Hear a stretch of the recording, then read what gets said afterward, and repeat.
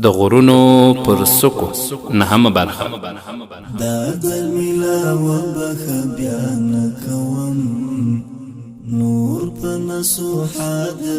قدرمنو اوریدونکو، رسول الله صلی الله علیه وسلم به خلکو ته د نصیحت کولو لپاره هر وخت او هر ځای غنیمت ګاڼه. کله چې به موقع په لاس ورغله، خلک به یې د الله دین ته رابلل. په بازار کې به دوی د هغه څه په اړه چې له الله تعالی سره یې دي ترغیب او هڅول، او په لاره کې به خپل معبود دوی ته ور په یاداوه. یوه ورځ ابن عباس رضی الله عنه له ځان سره په مرکب سپور کړی و. په نیمه لار یې هغه ته مخ ور وګرځاوه. مخکې له دې چې فرصت ضایع سي وویل: ای ځوانه، زه تا ته څو خبرې در زده کوم. الله تعالی راضي وساته تر څو ستا ساتنه وکړي. الله تعالی راضي وساته، هغه به په خپل مخ کې ومومې. که څه دې غوښتل له الله تعالی یې وغواړه، او که مرسته غواړې نو له الله جل جلاله یې وغواړه. بل ځل یې معاذ بن جبل رضی الله عنه له ځان سره په مرکب سپور کړ.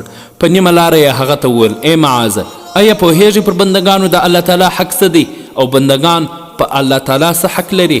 پر بندګانو د الله جل جلاله حق دا دی چې یوازې د هغه عبادت وکړي او له هغه سره شریک ونه نیسي. او پر الله تعالی بیا د بندګانو حق دا دی چې هر چا چې له هغه سره شریک نه دی نیولی، هغه ته عذاب ورنه کړي. بلکې له قبرونو سره د خلکو راټولېدل به یې هم د دوی لپاره د لارښوونې په خاطر غنیمت باله.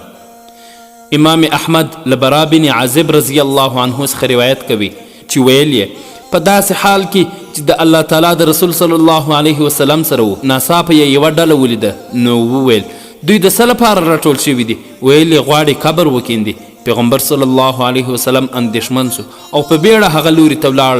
قبر ته چې ورسېد، تر څنګ یې کښېناستی. پیغمبر صلی الله علیه وسلم یوازې لویانو ته توجه نه کوله، بلکې ماشومانو، لویانو، غلامانو او آزادو کسانو ته یې په یوه اندازه توجه او پاملرنه کول.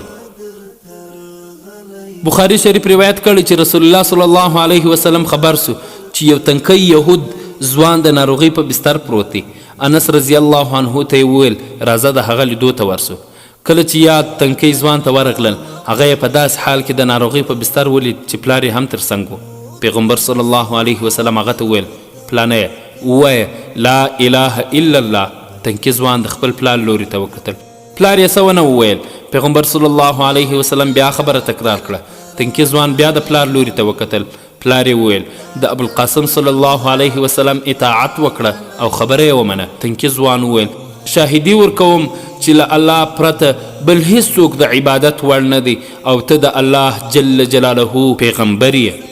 د نبی کریم صلی الله علیه وسلم څېره له خوښۍ وځلېده. وروسته پورته سو او په داسې حال کې بهر سو چې ویل یې: الحمدلله چې هغه یې زما په سبب له اوره وژغوره. که لږ فکر وکړو، یو تکی ځوان چې نه یې مال درلود نه قبیله، په داسې حال کې چې د مرګ په بستر هم پروت و، پیغمبر صلی الله علیه وسلم د دغه وجود په اسلام راوړلو خوشحالیږي، ځکه چې د دوزخ له اور یې نجات حاصل کړی دی.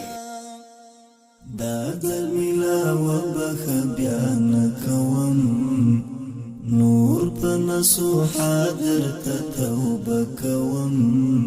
ربا بخي می کنا ممی رټ بیا در تر غلیم.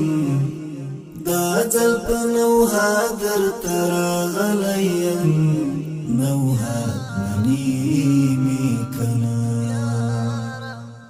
دا ځل ملا وبخه بیا نه کوم نور په نسو حاضر ته توبه کوم.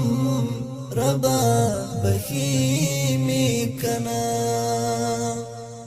ممی رټ بیا در تر غلیم. دا ځل په نوها در تر غلیم، نوها منی می کنا. چا سره می ټول ژوندون تیر کړ.